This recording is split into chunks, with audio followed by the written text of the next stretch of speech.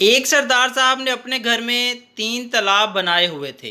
एक ठंडे पानी का, एक गर्म पानी का और एक तालाब बिल्कुल खाली था।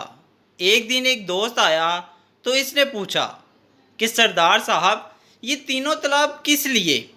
तो सरदार साहब ने जवाब दिया कि यार, ये ठंडे पानी का तालाब तो इसलिए कि कभी ठंडे पानी से नहाने को दिल करता है, और ये गर्म पानी का तालाब इसलिए कि कभी गर्म पानी से नहाने को दिल करता है।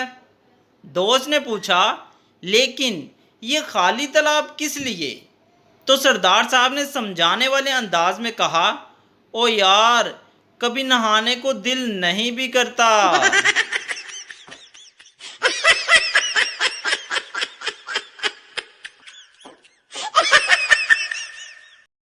एक खातून ड्राइविंग कर रही थी, बगैर इंडिकेटर दिए एक तरफ मुड़ गई।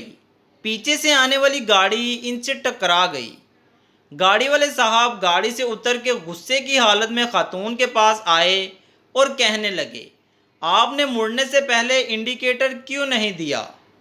खातून हैरान होकर, इसमें इंडिकेटर देने वाली क्या बात है, मैं तो रोज़ यहाँ से मुड़ती हूँ।